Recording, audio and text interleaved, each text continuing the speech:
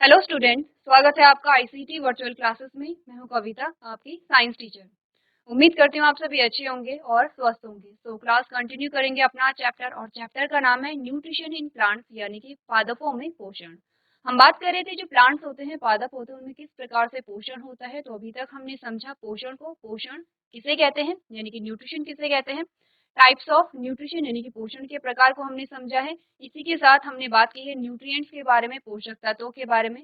तो हमने समझा जो यहाँ पर न्यूट्रिशन होता है वो दो प्रकार का होता है, ऑटोट्रॉपिक मोड ऑफ न्यूट्रिशन यानी कि स्वपोषी प्रकार का पोषण, और हेटेरोट्रॉपिक मोड ऑफ न्यूट्रिशन यानी कि परपोषी प्रकार का पोषण।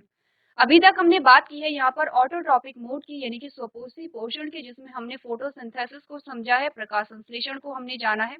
हमने समझा फोटोसिंथेसिस किस प्रकार से होती है, क्यों हो रही है। सबसे पहले तो हमने रीजन जाना फोटोसिंथेसिस क्यों हो रहा है, कहाँ पर हो रही है, प्रोसेस में क्या क्या चेंजेस यहाँ पर आए हैं, हमने इक्वेशन के माध्यम से समझा, और हमने यहाँ पर डायग्रामेटिक रिप्रेजेंटेशन के माध्यम से समझा है फोटोसिंथेसिस को। आज हमारे पास जो टॉपिक आएगा वो आएगा इंपॉर्टेंस ऑफ फोटोसिंथेसिस। इससे पहले क्विक रिवीजन कर लेंगे अभी तक चैप्टर में हमने क्या चीजें समझी हैं, उसके बाद हम अपना जो टॉपिक है वो स्टार्ट करेंगे। तो आइए चलते हैं स्मार्ट बोर्ड की तरफ। चैप्टर हमारा आया था, हमने देखा था कि उसमें हम क्या क्या चीजें डिस्कस करने वाले हैं, ठीक है। जिसमें सबसे पहले हमने इंट्रोडक्शन जाना, और उसमें हमने बात की है यहाँ पर पोषण, यानी कि हमने बात की है न्यूट्रिशन के बारे में, ठीक है। न्यूट्रिशन के बाद हमने बात की है यहाँ पर मोड्स ऑफ न्यूट्रिशन, यानी कि पोषण के प्रकार, जिसमें आपने बात की है ऑटोट्रॉपिक मोड यानी कि स्वपोषी प्रकार का पोषण, और परपोषी प्रकार का। यहाँ पर इस वाली इमेज में आपको स्वपोषी पोषण के बारे में बताया गया है। ये वाली जो इमेज है वो आपको बताती है परपोषी पोषण के बारे में, ठीक है। अब हम एक एक करके देख रहे थे पोषण के जो तरीके आते हैं। सबसे पहले स्वपोषी पोषण की जब हम बात कर रहे थे, हमने जाना स्वपोषी पोषण जो होता है वो किसमें होता है, उसके एग्जाम्पल हमने क्या माने। देखिए, हमने बात की है 3 प्रकार के जीवों की। जब हम बात करते हैं लिविंग के बारे में, तो लिविंग के बारे में जब हमने बात की, हमने कहा 3 प्रकार के हमारे पास आते हैं। प्लांट, जिसे आपने पादप कहा है। दूसरा हमने कहा है एनिमल, यानी कि जंतु। और तीसरी हमने बात की है माइक्रो,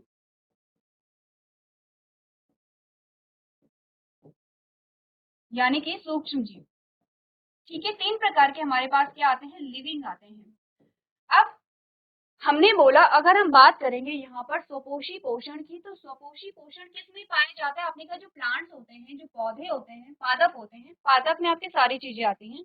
आपने कहा जितने भी पादप होते हैं, चाहे आप पौधों की बात करें, आप पेड़ों की बात करें, आप वृक्षों की बात करें, सारे ही कैसे होते हैं, स्वपोषी प्रकार का पोषण पाया जाता है। क्योंकि हमने चैप्टर में जो हमारा जो टॉपिक का फोटोसिंथेसिस, हमने उसको पढ़ लिया है। अब आप अच्छे से समझते हैं स्वपोषी पोषण किसे कहते हैं, यानी कि ऑटोट्रॉपिक जो न्यूट्रिशन होता है वो क्या होता है, उसमें किस चीज की प्रोसेस पाई जाती है और किस में ये पाया जाता है। तो हमने कहा प्लांट्स में पाए जाते हैं। एनिमल में हमने कहा कि क्या पाया जाता है, परपोषी प्रकार का पोषण, यानी कि हेटेरोट्रॉपिक मोड ऑफ न्यूट्रिशन पाया जा रहा है।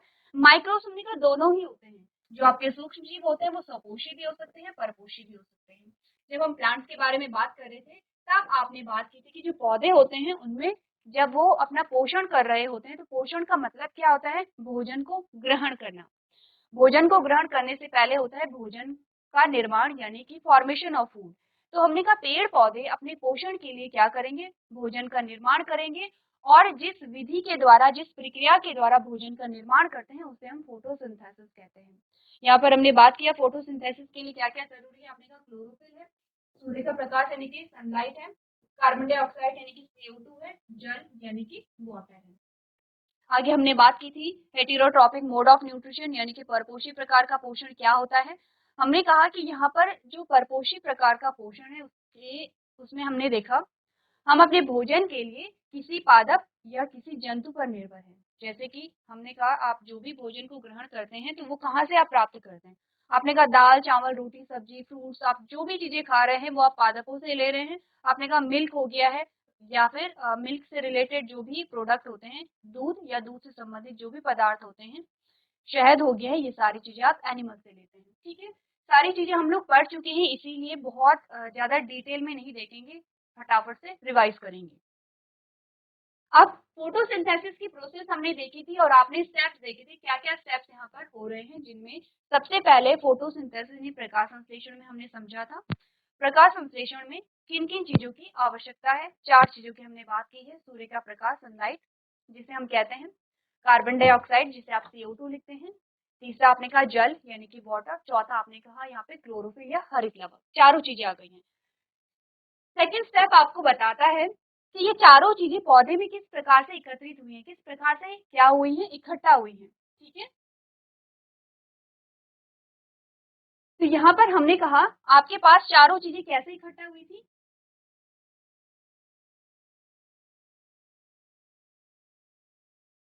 चारों चीजें आपके पास कैसे इकट्ठा हुई हैं, जैसे कि आप इस इमेज में देख सकते हैं। हमने कहा आपके पास, हमने कहा हमारे पास प्लांट्स आते हैं, यहाँ पर देख लेते हैं। ठीक है, ये हमारे पास क्या है, स्टेम है। ये हमारे पास स्टेम आती है। ठीक है, स्टेम के बाद ये हमने कहा पेटियोल आता है। ये यहाँ पर पत्ती आ गई है। ठीक है, आगे आपके पास और भी ब्रांचेस आ जाती हैं, शाखाएं आ जाती हैं। अब देखिए ये क्या है, तना है, और ये क्या है, पत्ती है। ठीक है, यहाँ पर ये आपकी रूट आ जाती है। आपने कहा ये है जड़ यानी कि रूट। अब देखिए हमें 4 चीजें पत्ती में इकट्ठा करनी थी। क्या क्या चीजें करनी थी, सबसे पहले हमने कहा वाटर। आपको यहाँ पर आपने कहा जो जल है वो कहाँ होता है, मिट्टी में घुलनशील होता है। ठीक है, जल्दी से रिवाइज करेंगे। हमने कहा जो मिट्टी होती है, मिट्टी में जल घुलनशील होता है, और जो पौधे की जड़ होती है वो मिट्टी में होती है। तो यहाँ पर होगा क्या, जो जड़ होगी वो पानी को क्या करेगी, अवशोषित करती है, पानी को अवशोषित करती है, और ये जड़ों के माध्यम से कहाँ जाएगा, तने में जाएगा। तने के माध्यम से कहाँ जाता है, पत्ती में पहुंच जाता है। तो पहली चीज जो है हमारे पास वो है जल, जो कि पत्ती तक पहुंच चुका है। ठीक है, सेकेंड हमने क्या बोला था, हमने कहा था सूर्य का प्रकाश। दूसरी चीज हमारे पास आई थी सूर्य का प्रकाश, ये है सन। ठीक है, अब हमने क्या बोला था, सूर्य के प्रकाश को जो पौधे की पत्ती है वो एब्जॉर्ब करती है, अवशोषित करती है। कैसे अवशोषित करती है, जो सूर्य का प्रकाश है वो पत्ती के अंदर कैसे गया। आपने, अगर आपने नोट किया होगा, नोट्स आपने बनाए होंगे, तो हमने कहा था पत्ती में क्या होता है, क्लोरोफिल होता है। पत्ती में क्या होगा, यहाँ पर पूरा क्लोरोफिल होता है, जिसे आप हरित लवक के नाम से भी जानते हैं। ठीक है, ये क्लोरोफिल क्या करता है, हमने कहा ये सूर्य के प्रकाश को अवशोषित करेगा, और सूर्य के प्रकाश को क्या करेगा, पत्ती के अंदर एब्जॉर्ब करेगा, अवशोषित करेगा। दूसरी 2 चीजें आ गई है हमारे पास। तीसरी चीज जो आपके पास आएगी वो क्या है, नंबरिंग कर ले, यहाँ पर नंबरिंग कर ले। पहला तो आपके पास आगे है जल, जल जो कि पत्ती तक पहुंच चुका है। दूसरी चीज है सूर्य का प्रकाश। तीसरी चीज जो है वो है हरित लवक, जिसे आप क्या कहते हैं,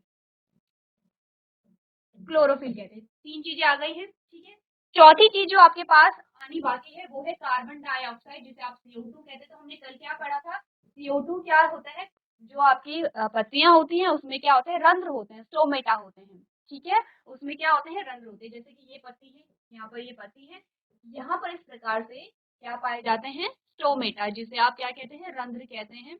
आपने कहा ये जो रंध्र होते हैं, अगर हम इन्हें बड़ा बना करके देखते हैं तो हमने क्या देखा, ये स्टोमेटा है, ये क्लोज है, बंद है।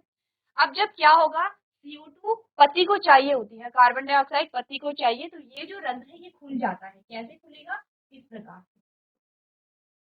ठीक है, ये ओपन हो गया है। जब ओपन हो गया तो बाहर से जो CO2 है वो अंदर चली जाती है, अंदर यानी कि पत्ती के अंदर चली जाती है। ठीक है, चारों चीजें एकत्रित हो गई है पत्ती में। अब जब चारों चीजें एकत्रित हो गई है तो हमने कहा क्या था, पहला कार्बन डाइऑक्साइड था, दूसरा जल था, तीसरा सूर्य का प्रकाश था, चौथा क्लोरोफिल था। ये चारों चीजें जब मिली तब क्या हुआ, भोजन का निर्माण हुआ, और उस भोजन को हमने क्या कहा, ग्लूकोज कहा। इसका फॉर्मूला क्या है, C6H12O6। ठीक है, इतनी बातें क्लियर है। चलिए इतनी बातें क्लियर हैं, यहाँ तक की बात हम लोग कर चुके थे। आपका रिवीजन जो है वो कंप्लीट हो गया होगा। प्रोसेस को हमने समझ लिया था, पढ़ लिया था, क्या क्या हमारे पास प्रोसेस में आएगा। अब हम बात करेंगे यहाँ पर फोटोसिंथेसिस की इम्पोर्टेंस यानी कि प्रकाश संश्लेषण के महत्व के बारे में हम बात करेंगे।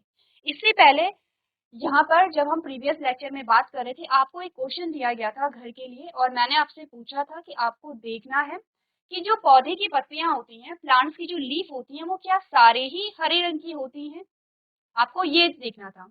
और मैंने आपको कहा था जब आप स्कूल से घर जा रहे होंगे या फिर आप कहीं भी जा रहे हैं, आप ऑब्जर्व करेंगे, आप देखेंगे और सारे ही प्लांट्स को आप देखेंगे कि क्या सबकी पत्तियां एक ही रंग की होती हैं या अलग-अलग रंग की होती हैं, ये आपको ध्यान में रखना था। ठीक है?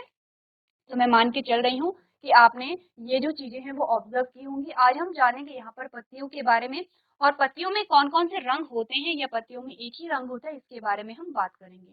अगर हम बात करें कि प्रकाश संश्लेषण का क्या महत्व होगा, तो आपने कहा कि अभी तक हमने प्रकाश संश्लेषण को पढ़ा है और आपने काफी सारी चीजें समझ ली हैं।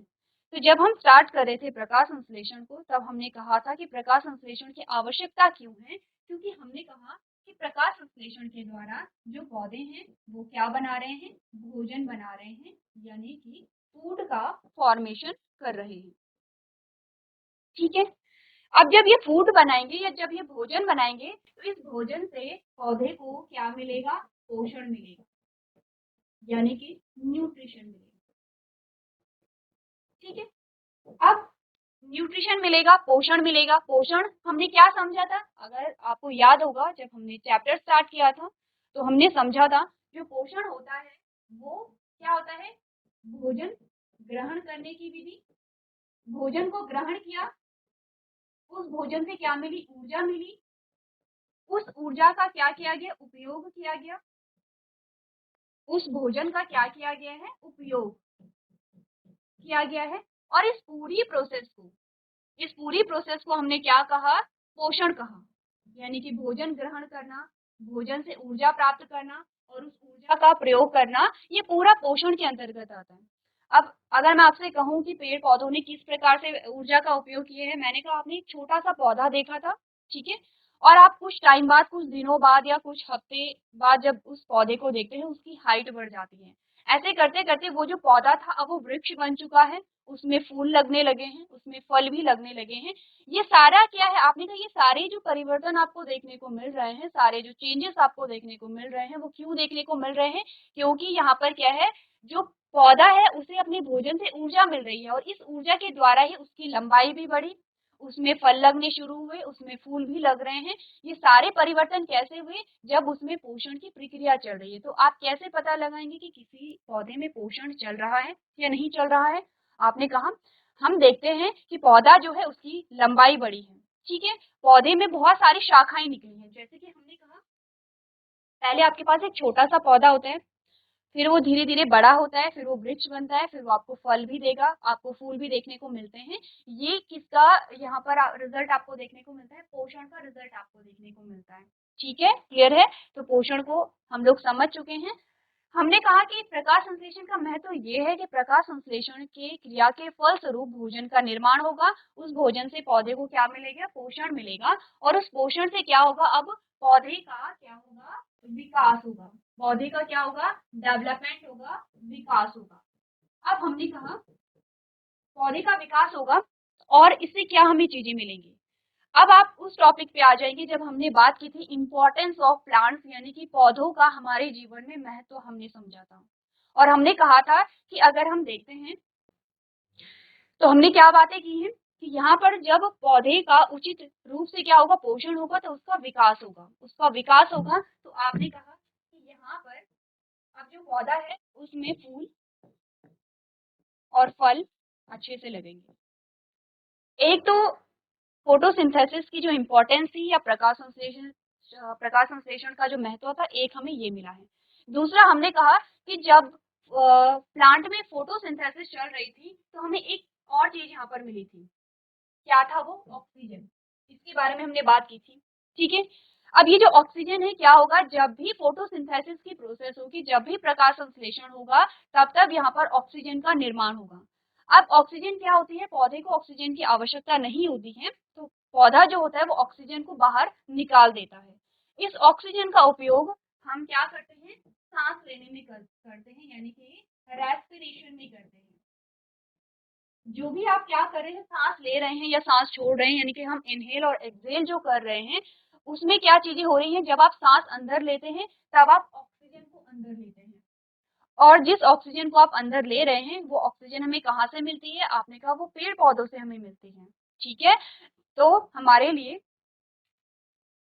सबसे ज्यादा महत्व जो पेड़ पौधों का होता है, वो सबसे पहला महत्व तो हमारे पास ये आ जाता है कि यहाँ पर ऑक्सीजन बनी है। ऑक्सीजन कब बनी है, जब फोटोसिंथेसिस हुई है, जब प्रकाश संश्लेषण हुआ है। ठीक है, तो प्रीवियस लेक्चर में हमने डिस्कस किया था कि फोटोसिंथेसिस की इम्पोर्टेंस ना सिर्फ पेड़ पौधों के लिए है बल्कि हमारे लिए भी है, क्योंकि जब फोटोसिंथेसिस हुई तब हमें ऑक्सीजन मिली है। ठीक है, अब देखिए, पहली चीज तो हमें ऑक्सीजन मिल गई है, दूसरी चीज आती है फूड यानी कि भोजन। अगर हम अपनी बात करें तो हम जानते हैं कि हम क्या हैं, परपोषी हैं, और हम अपने भोजन के लिए डायरेक्टली किस पे निर्भर है, आपने कहा पेड़ पौधों पर निर्भर है। तो आपने देखा कि जो भी भोजन हमें मिलता है वो पेड़ पौधों से मिलता है, और हमें भोजन कब मिल पाएगा, जब पेड़ पौधों में पोषण की प्रक्रिया चलेगी। और पेड़ पौधों में पोषण की प्रक्रिया कब चलेगी, जब यहाँ पर फोटोसिंथेसिस होगा। तो आपने क्या कहा, एक तो यहाँ पर क्या है, पेड़ पौधों में भोजन बन रहा है किसकी वजह से, प्रकाश संश्लेषण की वजह से। दूसरा हमने कहा प्रकाश संश्लेषण की वजह से ही क्या होता है, हमें भोजन मिलता है, क्योंकि क्या होगा, जब पेड़ पौधों का सुचारू रूप से पोषण होगा तभी क्या होगा, हमें भोजन मिल पाएगा। अब मैं आपसे कहूँ कि हमने क्या की है यहाँ पर, जो गेहूं की फसल है, आपने गेहूं की फसल बोई, आपने देखा भी होगा घरों में छोटे छोटे जो पौधे होते हैं गेहूं के। तो सबसे पहले हम क्या करते हैं, गेहूं के बीज को बोते हैं, उसमें क्या होता है, अंकुरण होता है, छोटे छोटे आपको पौधे देखने को मिलते हैं, और वो जो पौधे होते हैं वो धीरे धीरे बड़े होते रहते हैं। तो जैसे जैसे वो बड़े हो रहे हैं, इसका मतलब उनमें पोषण की प्रक्रिया चल रही है। पोषण की प्रक्रिया चलने का मतलब है उनमें फोटोसिंथेसिस हो रही है, क्योंकि इतना हमें पता है कि जो भी लिविंग होगा उसे भोजन की आवश्यकता होती है, चाहे वो क्या हो, प्लांट हो, चाहे वो एनिमल हो, चाहे वो माइक्रोब हो। ठीक है, तो इन्हें भोजन की आवश्यकता होती है। अब हमने कहा कि जैसे जैसे वो बड़े होते हैं, फिर आप देखते हैं कि उनमें क्या होती है, फली लगने लगती है। जो गेहूं है उनकी फली लगने लगती है, धीरे धीरे जो गेहूं है उसके दाने उसमें आने लगते हैं। तो ये सारी चीजें क्यों हो रही है, क्योंकि फोटोसिंथेसिस वहां पर हो रही है, प्रकाश संश्लेषण वहां पर हो रहा है, और पौधे को क्या मिल रही है, पर्याप्त ऊर्जा मिल रही है। देखिए, भोजन हम ग्रहण क्यों करते हैं, क्योंकि भोजन से हमें ऊर्जा मिलेगी। ठीक है, इसीलिए हम क्या करते हैं, भोजन को ग्रहण करते हैं। तो पेड़ पौधे भी भोजन को क्यों ग्रहण करते हैं, ताकि उन्हें ऊर्जा मिले, ताकि उनका क्या हो, विकास वहां पर हो। दूसरी इंपॉर्टेंस आपको मिल गई है। ठीक है, तीसरा हमने कहा सिर्फ हमें भोजन ही पेड़ पौधों से नहीं मिलता, बहुत सारी चीजें मिलती है, जैसे कि हमने कहा पेड़ पौधों की क्या होती है, औषधीय गुण उनमें पाए जाते हैं। ठीक है, तो आपने कुछ मेडिसिनल प्लांट देखे होंगे, हम छोटा सा एग्जांपल लेंगे पुदीना का। ठीक है, आप सबने पुदीना देखा होगा, और आपने देखा कि पुदीना में क्या होते हैं, औषधीय गुण पाए जाते हैं। दूसरा नीम हमने देखा है। तो ये सारे जो पौधे होते हैं इनके क्या होते हैं, औषधीय गुण होते हैं। सबसे पहला तो भोजन के रूप में हम इन्हें उपयोग करते हैं, दूसरा औषधि के रूप में उपयोग करते हैं, तीसरा आपने देखा कि जो आप जितने भी फर्नीचर आप देखते हैं वो सारे किससे बन रहे हैं, लकड़ियों से। लकड़ियां कहाँ से मिल रही हैं, पेड़ पौधों से।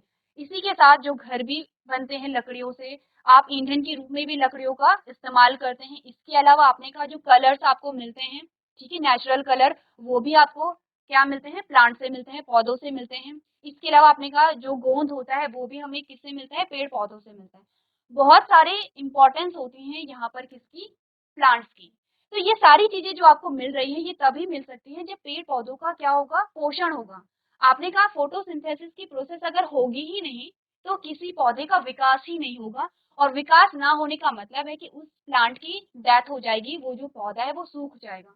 जब वो पौधा सूख जाएगा तो ना तो हमें वहां से भोजन मिलेगा, ना ही हमें ऑक्सीजन मिलेगी, और ना ही हमें अन्य यहाँ पर उत्पाद मिलेंगे। ठीक है, तो प्रकाश संश्लेषण के महत्व को आप लोग और अच्छे से लिख सकते हैं। मैंने जब चैप्टर स्टार्ट किया था और जब हम बात कर रहे थे इंपॉर्टेंस ऑफ प्लांट्स की, यानी कि पौधों की महत्व की जब हम बात कर रहे थे, तो हमने डिस्कस भी किया था, कुछ बच्चों ने बहुत अच्छा आंसर भी दिया था, और मैंने आपसे कहा था कि आप लोग घर जाके और भी इम्पोर्टेंस सोचेंगे, जो भी आपको याद आते हैं आप नोट करते चले जाएंगे, क्या क्या इंपॉर्टेंस हो सकती है प्लांट्स की। पढ़ लेते हैं क्या क्या आपको इम्पोर्टेंस बताई गई है। आपने कहा if the plant do not perform photosynthesis, there would be no food on earth। अब देखिए, हमने बोला अगर फोटोसिंथेसिस ना हुई तो क्या होगा, आपने कहा तो फिर क्या होगा, धीरे धीरे जो पौधे हैं उनकी मृत्यु होने लगेगी। ठीक है, अब अगर पौधे ही नहीं रहेंगे तो क्या होगा, क्योंकि हम अपने भोजन के लिए मुख्य रूप से किस पे निर्भर हैं? प्लांट्स पर निर्भर हैं। ठीक है, जितने भी जंतु आपको दिख रहे हैं, आपने कहा मैक्सिमम जो एनिमल्स होते हैं वो क्या है, प्लांट्स पर ही निर्भर होते हैं अपने भोजन के लिए। आपने कहा अगर प्लांट्स ही नहीं रहेंगे तो सबसे पहले तो हमें ऑक्सीजन मिलनी बंद हो जाएगी, और आप जानते हैं कि बिना ऑक्सीजन के हम कुछ सेकंड भी जीवित नहीं रह पाते हैं। आपको ऑक्सीजन नहीं मिलेगी, हमें भोजन नहीं मिलेगा, और हमने कहा कि अगर हम देखते हैं हमारी मूलभूत आवश्यकताएं, अगर हम जीवन जीने के लिए देखें कि हमें सबसे ज्यादा इम्पोर्टेंट या सबसे ज्यादा जरूरत हमें किन किन चीजों की होती है? आपने कहा सबसे पहले तो हमें ऑक्सीजन चाहिए, दूसरे नंबर पे हमें चाहिए जल यानी कि पानी, तीसरे नंबर पे हमें चाहिए फूड यानी कि भोजन, और ये तीनों चीजें आपको कहीं ना कहीं प्लांट से मिलती है। देखिए ऑक्सीजन तो आपको क्लियरली कहाँ से मिलेगा? ऑक्सीजन तो आपको पौधों से मिलता है। भोजन भी आपको कहाँ से मिलता है? पौधों से ही मिलता है। अब जो जल होता है, तो आपने जल चक्र के बारे में सुना होगा। जो वर्षा होती है, ठीक है, जो बारिश होती है, उसमें भी जो पेड़ पौधे होते हैं बहुत मुख्य भूमिका निभाते हैं। तो एक बारी के लिए क्या हो सकता है, हम बिना घर के रह सकते हैं, ठीक है। और हमने पढ़ा है, जब हम आदि मानव के बारे में पढ़ते हैं तो हमने देखा कि वो बिना घरों के रहते थे, बिना कपड़ों के रहते थे, लेकिन उनके पास तीन चीजें थी। ऑक्सीजन उन्हें मिल रही थी, जल उन्हें मिल रहा था, भोजन उन्हें मिल रहा था, और वो जीवित थे। और आज भी यही चीजें अप्लाई होती है। हम इन तीन चीजों के बिना जीवित नहीं रह सकते हैं। अगर हमारे पास ये तीनों चीजें हैं तो हम जीवित रह जाएंगे, और इन तीनों चीजों में से अगर एक भी चीज हमारे पास ना रही तो हम जीवित नहीं रह सकते। तो आपको यही बोला गया है कि यदि पौधे प्रकाश संश्लेषण नहीं करते हैं तो पृथ्वी पर भोजन नहीं होगा। तो फिर क्या होगा? आपने कहा photosynthesis also necessary for the production of oxygen gas in the atmosphere which is necessary for the respiration of organism. यानी कि प्रकाश संश्लेषण वातावरण में ऑक्सीजन गैस के उत्पादन के लिए भी आवश्यक है, जो जीवों के श्वसन के लिए आवश्यक है। Therefore, it can be said that no life possible in the absence of photosynthesis। यानी कि अतः यह कहा जा सकता है कि प्रकाश संश्लेषण के अभाव में जीवन संभव नहीं है। ठीक है, किसी का भी जीवन। आपने कहा चाहे हम बात कर रहे हैं किसकी, एनिमल की बात कर रहे हैं, चाहे हम माइक्रोब की बात कर रहे हैं, किसी का भी जीवन संभव नहीं होगा। ठीक है, क्लियर है इतनी बातें?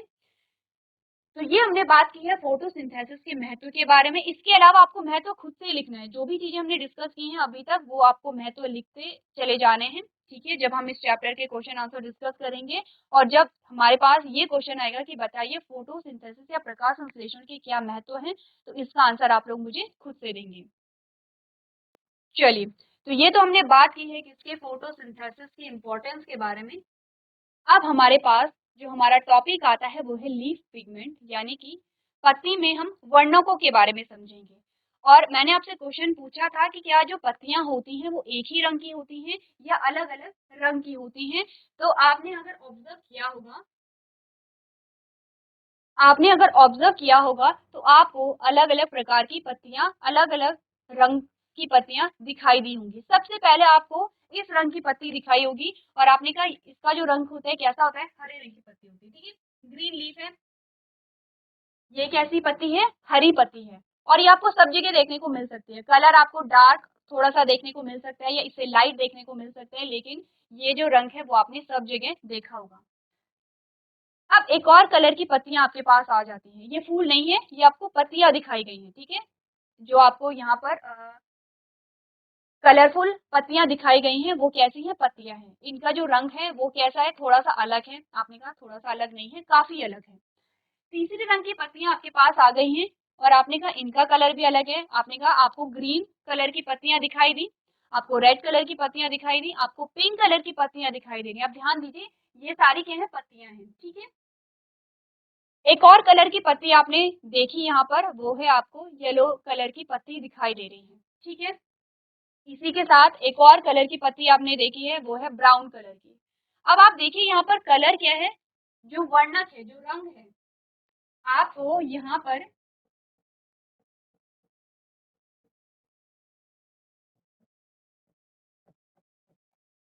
विभिन्न वर्णक दिखाए गए हैं। अलग अलग वर्णक आपको यहाँ पर दिखाए गए हैं। वर्णक का मतलब क्या होता है? रंग। ठीक है, वर्णक का मतलब क्या होता है? रंग। आपको यहाँ पर अलग अलग प्रकार के क्या दिखाए गए हैं? पिगमेंट दिखाए गए हैं। तो अब आपको अपने क्वेश्चन का आंसर मिल गया होगा। मैंने आपसे पूछा था कि क्या पत्तियां सिर्फ एक ही रंग की होती हैं? आपने कहा नहीं, पत्तियां अलग अलग रंग की होती हैं, ठीक है।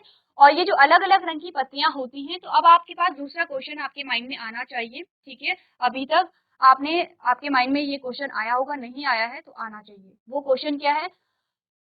वो क्वेश्चन ये होगा कि हमने कहा था कि जो हरे रंग की पत्ती होती है, इसमें क्या पाया जाता है? हरित लवक पाया जाता है। और हरित लवक का जो रंग होता है वो होता है हरा, यानी कि ग्रीन, ग्रीन कलर। तो मैंने कहा कि फोटोसिंथेसिस के लिए क्लोरोफिल बहुत ज्यादा इंपॉर्टेंट है। अगर क्लोरोफिल नहीं है तो फोटोसिंथेसिस नहीं होगी। तो अगर मैं बात करूं इस पत्ती के बारे में, या अगर मैं बात करूं इस पत्ती के बारे में, ये आपको क्या है? पीला, पीली पत्ती दिखाई दी है आपको, ये आपको भूरी पत्ती दिखाई दी है।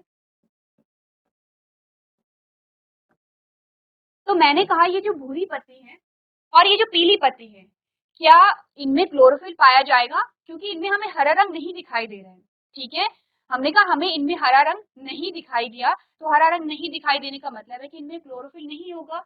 अगर इनमें क्लोरोफिल नहीं है तो हमें कैसे ये पौधे जीवित दिखाई देते हैं? जीवित का मतलब क्या? आप देख रहे हैं कि जो पौधा है वो आपको अच्छा खिला हुआ दिखाई दे रहा है।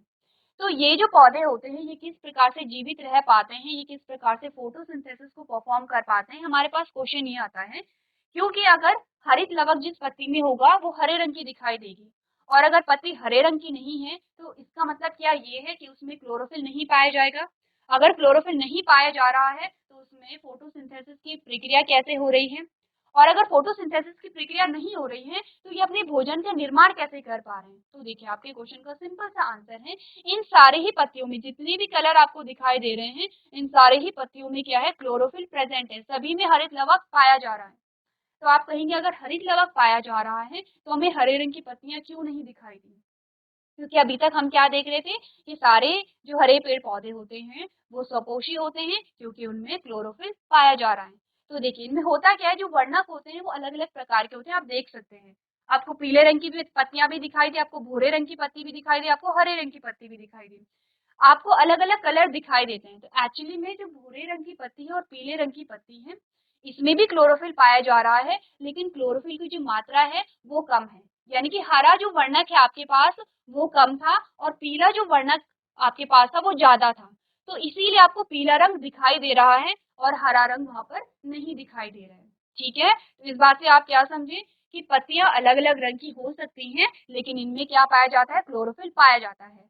हमें हरा रंग इसलिए नहीं दिखाई देता है क्योंकि जो हरा वर्णक होता है वो कम मात्रा में होता है, ठीक है। पढ़ ले, इसी सेम चीज को पढ़ ले।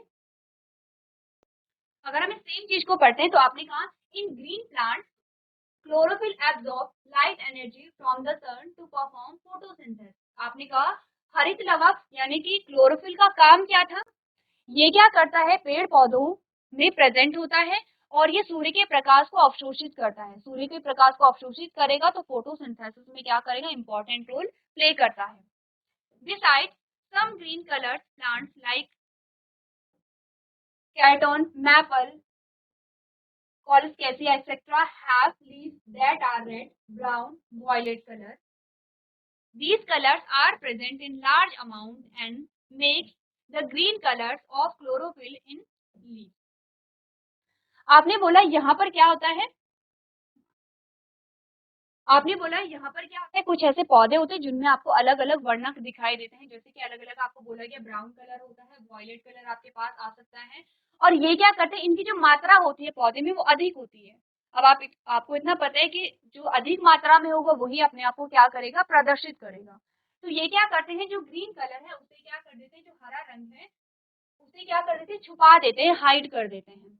Thus, these leaves also perform photosynthesis and synthesis starch in them. आपने कहा इन पौधों में भले ही आपको जो पत्तियां होती हैं वो हरे रंग की नहीं दिखाई देती हैं, लेकिन इनमें क्लोरोफिल प्रेजेंट होता है और ये क्या करती हैं? भोजन का निर्माण करती हैं पौधों में, ठीक है। क्लियर है इतनी बातें? एक बार देख लीजिए अलग अलग कलर की जो पत्तियां होती हैं, और आप अपने अकॉर्डिंग क्या करेंगे? आंसर को बना सकते हैं।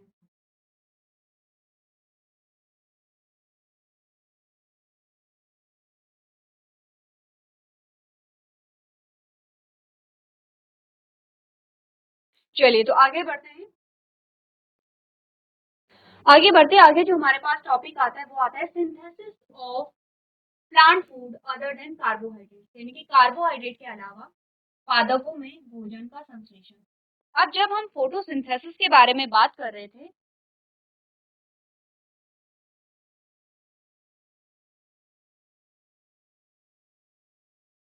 तो हमने कहा फोटोसिंथेसिस के दौरान यहाँ पर क्या बनता है, ग्लूकोज बना।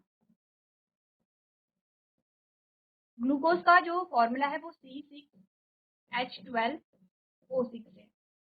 ग्लूकोज क्या है, एक प्रकार का कार्बोहाइड्रेट है।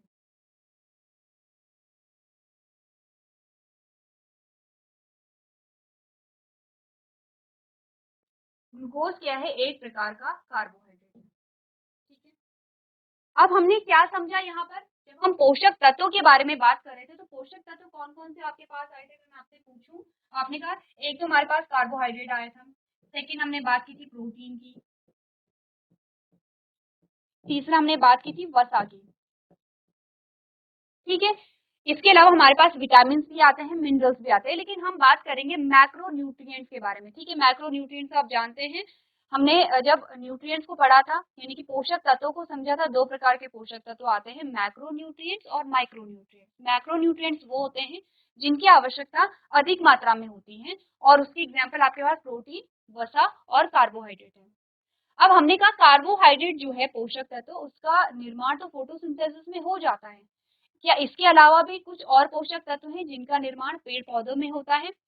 क्योंकि आपने देखा होगा कि कुछ ऐसे भी पौधे होते हैं जिनसे आप तेल को क्या करते हैं, निकालते हैं। ठीक है, अब आपको करना क्या है, ये आपके लिए होमवर्क में है, आप देखेंगे ऐसे कौन से पौधे होते हैं जिनके बीजों से आपको तेल प्राप्त होता है। ठीक है, क्योंकि हम सबने देखा है, आपने देखा भी होगा, और आपने किसी किसी ने अपने घर में या आपने खुद भी उगाया होगा, कुछ ऐसे पौधे होते हैं जिनके बीजों से हम तेल को प्राप्त करते हैं। इसके अलावा हमने कहा कि यहाँ पर जो बहुत सारी दालें होती हैं, जो हमने बोला, अगर आपने देखा होगा कि प्रोटीन का मुख्य स्रोत क्या होता है, हम कहते हैं अगर हम प्लांट सोर्स को देखते हैं तो हमें मुख्य रूप से जो प्रोटीन मिलती है वो कहाँ से मिलती है, दालों से मिलती है। तो आपने कहा कि पादपों में प्रोटीन भी पाया जा रहा है, वसा, यानी कि आपने कहा कि तेल जो होता है वो वसा होता है, आपने कहा वसा भी पाया जा रहा है, कार्बोहाइड्रेट भी पाया जाता है। ठीक है, कार्बोहाइड्रेट का सबसे मुख्य स्रोत जो होता है, हमने कहा जो राइस होते हैं, चावल जो होते हैं। तो इतना तो हमें पता है कि पौधों में कार्बोहाइड्रेट कैसे बनी है, फोटोसिंथेसिस के द्वारा बनी है, लेकिन प्रोटीन और वसा का निर्माण कैसे हुआ है, इसके बारे में हम यहाँ पर पढ़ेंगे। ठीक है, आपने बोला द स्टार्च, स्टार्च जो है वो क्या है, आपने कहा जो कार्बोहाइड्रेट होते हैं, कार्बोहाइड्रेट दो प्रकार के होते हैं, एक होते हैं सरल कार्बोहाइड्रेट और एक होते हैं जटिल कार्बोहाइड्रेट। ठीक है, क्या बातें हमने की हैं, चलिए मैं ये हटा रही हूँ, कार्बोहाइड्रेट को समझते हैं। आपने बोला कार्बोहाइड्रेट जो होते हैं वो दो प्रकार के होते हैं, सरल कार्बोहाइड्रेट, सिंपल कार्बोहाइड्रेट, और जटिल कार्बोहाइड्रेट यानी कि कॉम्प्लेक्स कार्बोहाइड्रेट। जटिल कार्बोहाइड्रेट का जो एग्जाम्पल आपके पास आता है वो आता है स्टार्च, और सरल कार्बोहाइड्रेट का एग्जाम्पल जो आपके पास आता है वो आता है ग्लूकोज।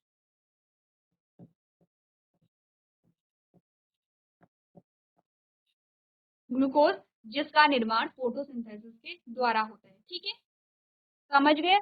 अब अगर मैं आपसे कहूँ ग्लूकोज, या अगर मैं आपसे कहूँ स्टार्च, या अगर मैं आपसे कहूँ कार्बोहाइड्रेट, तो सारे एक ही चीजें होती हैं।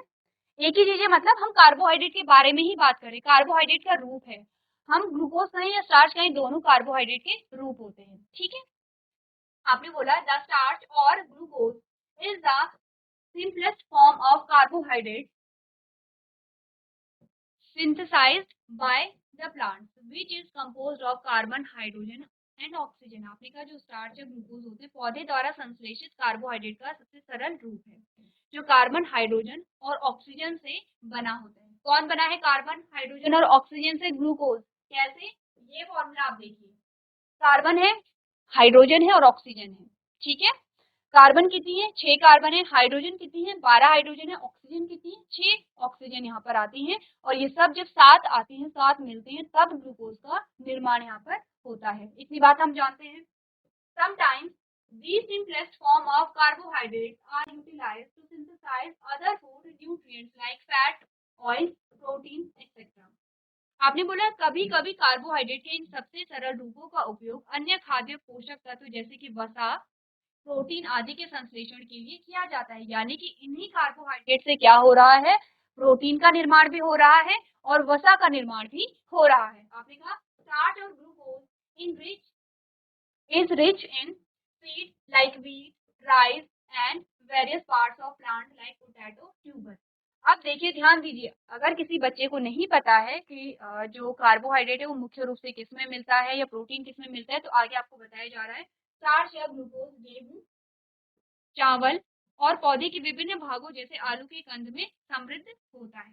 अब क्या होता है, समटाइम्स द स्टार्च और glucose stored in the form of oil in their seeds, जिन्हें आप ऑयल सीड कहते हैं।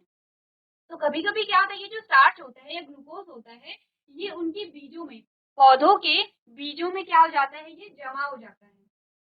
कभी कभी क्या होता है, जो कार्बोहाइड्रेट है वो पौधे के बीज में जमा हो जाता है और ऑयल का निर्माण कर देता है। जैसे कि सूरजमुखी के बीज, सूरजमुखी के बीजों से आप क्या करते हैं, ऑयल को लेते हैं, यानी कि तेल को आप क्या करते हैं, प्राप्त करते हैं। तो आज आपने समझा कि कार्बोहाइड्रेट के अलावा पौधों में किसका निर्माण होता है, तेल यानी कि वसा। क्या समझे आप, यहाँ पर ऑयल सीड से आपको क्या मिला, वसा, फैट जिसे आप कहते हैं। ठीक है, अब हमारे पास एक और पोषक तत्व रह जाता है जो है प्रोटीन, जिसके बारे में हम नेक्स्ट लेक्चर में कंटिन्यू करेंगे। हम बात करेंगे कि किस प्रकार से पौधों में प्रोटीन का निर्माण होता है। चलिए, सो क्लास आज हमने बात की है यहाँ पर फोटोसिंथेसिस की इम्पोर्टेंस यानी कि प्रकाश संश्लेषण के महत्व के बारे में हमने समझा है। इसी के साथ हमने यहाँ पर जाना है लीफ पिगमेंट यानी कि पत्तियों में कौन कौन से वर्णक या कौन कौन से रंग पाए जाते हैं उसके बारे में हमने समझा है। और हमने जाना कि क्या किसी हरे रंग के अलावा कोई पत्ती है, उसमें अलग अलग कलर अगर हमें दिख रहे हैं, जैसे कि येलो कलर की जो लीफ है या फिर ब्राउन कलर की जो लीफ है, उसमें फोटोसिंथेसिस पाई जाती है या नहीं पाई जाती, इसके बारे में हमने बात की है। इसी के साथ हमने जाना कि जो पेड़ पौधे होते हैं उनमें कार्बोहाइड्रेट के अलावा और किन किन पोषक तत्वों का निर्माण होता है, जिसमें अभी तक आप समझ चुके हैं कि जो वसा है, यहाँ पर वसा का निर्माण किस प्रकार से हुआ है।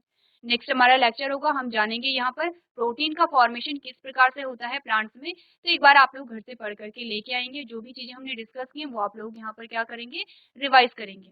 इसी के साथ अगर कोई डाउट आपका रह जाता है तो नेक्स्ट लेक्चर में आप लोग यहाँ पर पूछ सकते हैं। तो आज के सेशन में हम इतना ही करेंगे। अभी तक क्लास में बने रहने के लिए आपका धन्यवाद।